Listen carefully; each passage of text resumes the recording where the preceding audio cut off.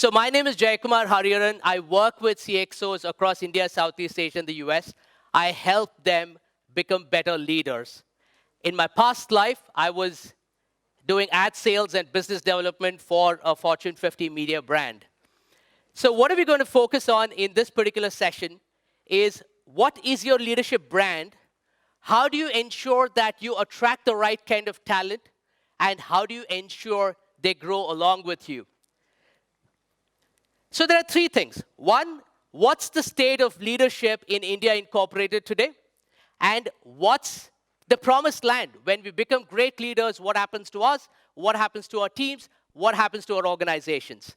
Number two, what's holding us back from reinventing ourselves? I mean, this is a very funny thing that happened.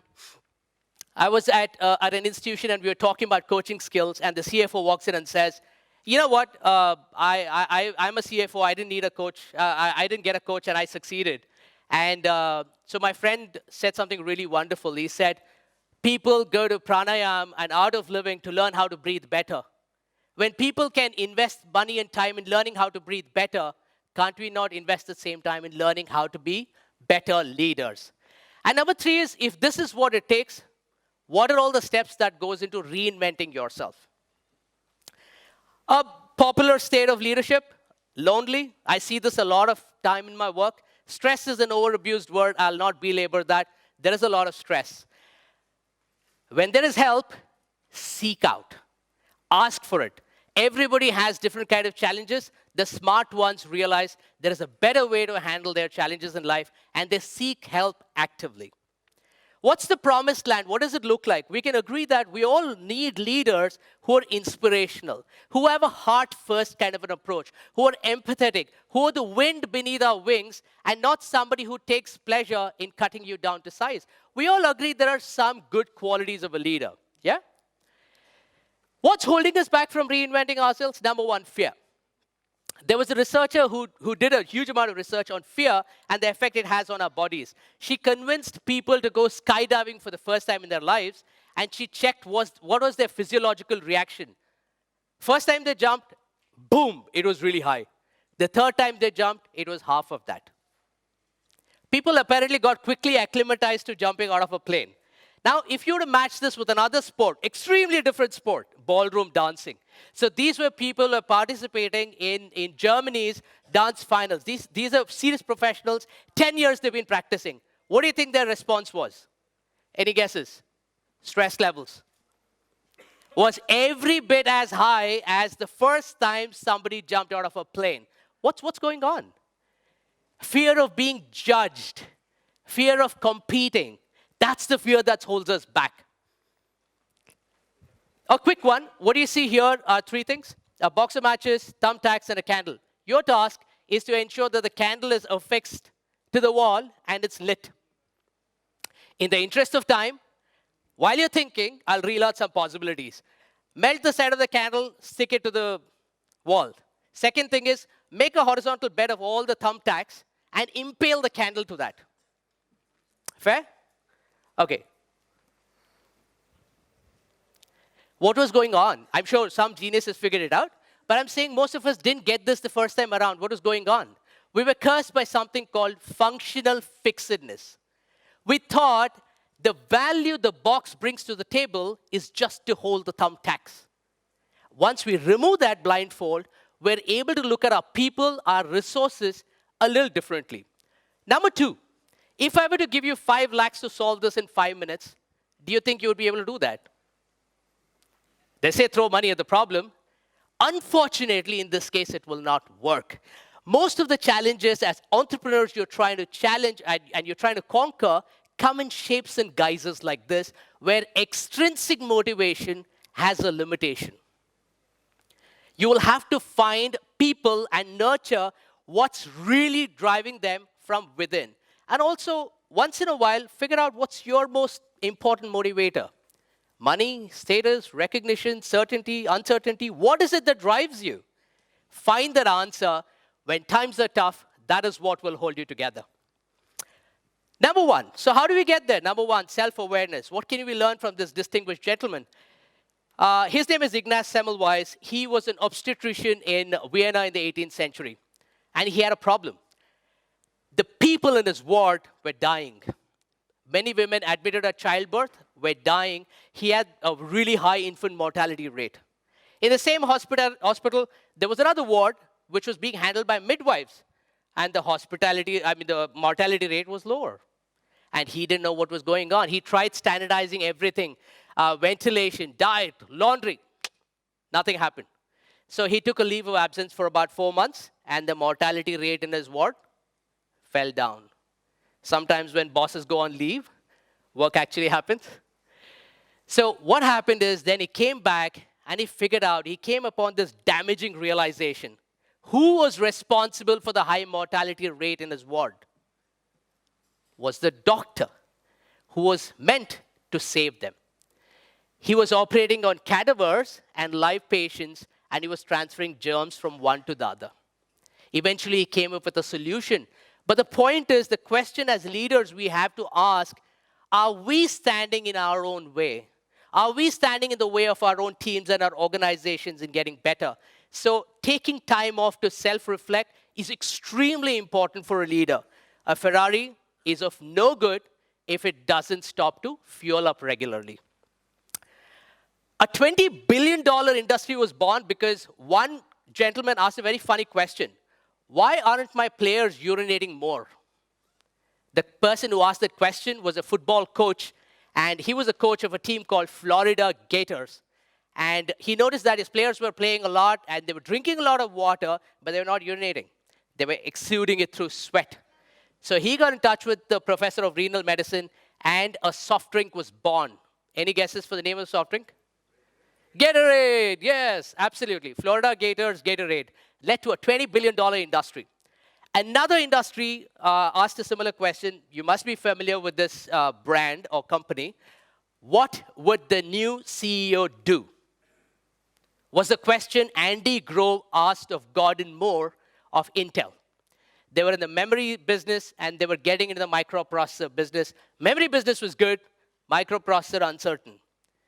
And they asked themselves one question. If we hire a new CEO, what would he do? He would get us out of the memory business. And that's how Intel became wherever it is today. So what's the tough questions you're asking of yourself and your firm and of your people? What can you learn from this extremely interesting gentleman? David Lee Roth, the lead vocalist of the band Van Halen. So he had an interesting... They used to travel a lot. They used to perform a lot of concerts. And around this time, I don't know how many of you know this, Michael Jackson's hair got caught on fire. He did not want the same thing to happen to his team. So he would ensure that contracts, there are a lot of tech specs and all that stuff. One thing that would be included, no brown M&Ms in the bowl of M&Ms backstage. And when he went to the venue and he saw that, he would break the dressing room. He would ask for a line check. Why? Because you knew the contractor had not read the contract. So if a rock star can display such exemplary tripwire behavior, how can we do better? What are our tripwires as leaders? As entrepreneurs, you will get a lot of information that comes your way, which is true, but useless. Economy is down, true, but useless. Getting talent is very hard, true, but useless. This market is very crowded, true, but useless. So one guy solved this problem to combat malnutrition in Vietnam. He took all this information, he put it in a dustbin, he started focusing on the strengths. He started going around to all the villages asking, are there kids who are healthy? The whole village, the whole country, kids were sick. He asked, were there kids that were healthy? He found there were. And he took those lessons and he worked with the villagers, and they made their way into learning a new behavior. You might not know what the promised land looks like. Look for the bright spots. Start practicing a new way of getting better.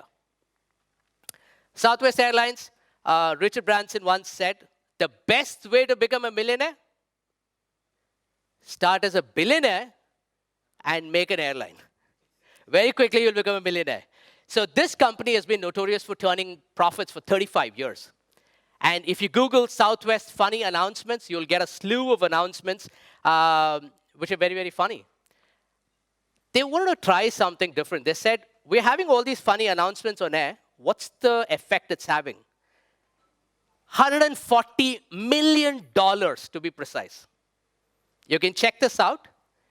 If people can measure what laughter can do for your customers, can we do better as leaders? Can we measure our change? And can we get better at that?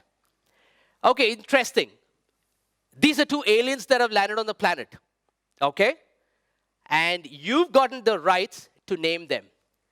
On the left, there is a character. On the right, there's a character. Show of hands. The names are Kiki and Booba. How many of you think the one on the right, to my right, is Kiki and the one on the left is Booba? Show of hands. Come on, participate. Yeah? All right. How many of you think the other way around? The one on my right is Booba, and then next to it is Kiki. Oh, there's a lot of non-participating. It can be called anything. It's okay. Okay. 95% globally thought the one on the right, extreme right, is Kiki. Why? It just sounds like a Kiki. So when we as leaders say, oh, I'm not like that, it's a perception. Perception is reality. Okay, the number 4. All of you are familiar with numbers, and all of you are familiar with Roman numerals. The number 4 in Roman numerals, how is it shown? Sorry? IV? Excellent, excellent. Anybody else? Yeah, IV, correct? I want you to quickly take a look at your watch and see if you have a watch that has an all Roman numeral dial. Does anybody have an all Roman numeral dial? Sir, do you have one? Do you? Okay, can I see your watch, please? Okay, it's not all Roman numeral. No. All Roman numeral dial. Anybody? Take a look at your watches, please. No worries, no worries. That's all right. I come prepared. So on a clock or a watch, what do you think it will be depicted as? Sir, you don't have a watch? You just went contrarian. That's the truth. 95% of clocks and watches which have an all Roman numeral dial depict 4 as 4 bars and not as IV.